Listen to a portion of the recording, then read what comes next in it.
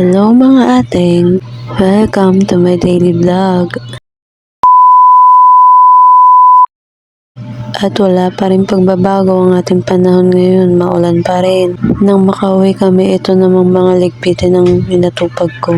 O diba, hindi tayo lamang serye for today, kundi tupi serye. Well, ganyan talaga. Kung marami tayong labahan, marami din tayong tupiin. Ako kasi yung tipo ng tao na hindi ko pinapatagal yung mga sinampay ko. Pag alam ko kasing tuyo na siya, tinutupi ko na rin kasi agad. Ayoko kasi na pinapatagal siya sa sinampay. Pinamumugaran din kasi ng mga lamok yung mga sinampay natin, lalo na sa panahon ngayon. Habang nagtutupi nga ako dyan, nagluluto na rin yung isa ng uulamin namin. Corn beef na may patatas nga ang naisip niyang ulam. Nang matapos nga siya magluto ay kumain na rin kami agad.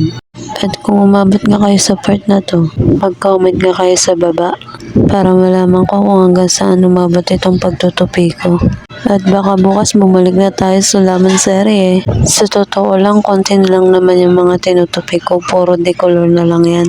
Kasi yung mga puti na una ko na siyang tupin kahapon pa. At may pasilip pa nga sa camera. Parang ang ganda nga ng angulo ko dyan eh.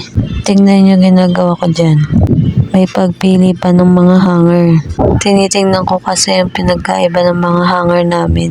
Kasi yung iba dyan hindi sa amin, hiniram ko lang. Kasi nga marami ako nilaban, nagkulang yung mga hanger namin. Kaya nanghiram muna ako sa mga kasama namin dito. Pagkapili ko nga ay binili ko na rin naman agad. Tingnan nyo yung ating nyo dyan. Feel na naman yung hairdo ko. O siya, hanggang dito na lang. Salamat sa panonood. Good night. Bye-bye.